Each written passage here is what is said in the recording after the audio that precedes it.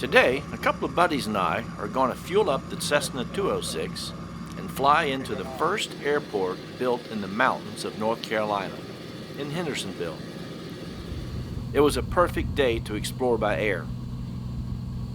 The airport was built 33 years before the current Ashville airport opened.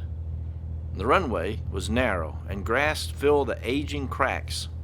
Originally built on the old Baldwin farm in 1932.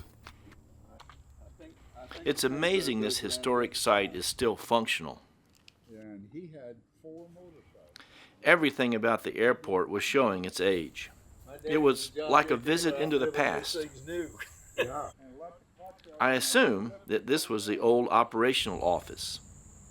Years ago, a plane crashed into the top of a hangar, and it was never repaired.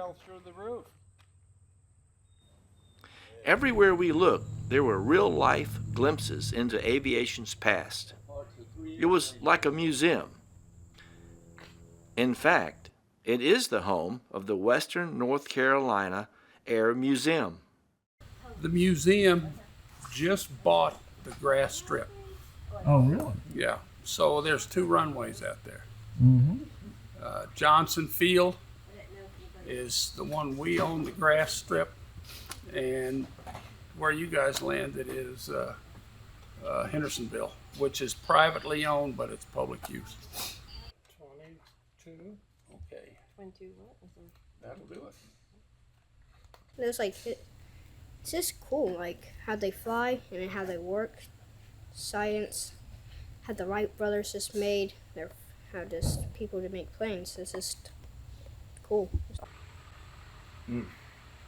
The legend has it about 3 years ago. His wife said, "You're not putting another dollar in that airplane." Yeah, it's a Cessna 190.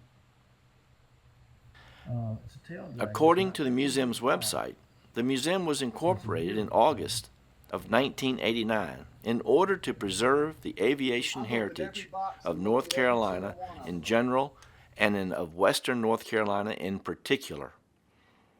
The hangar that was to become the permanent home of the museum was completed in 1993. If you find yourself in the Hendersonville, North Carolina area, I would highly recommend a visit to this historic site. It's a real gem. After thoroughly enjoying the museum, we had worked up quite an appetite, so we headed into the town for a bite to eat. Pop's Diner, where all the locals eat.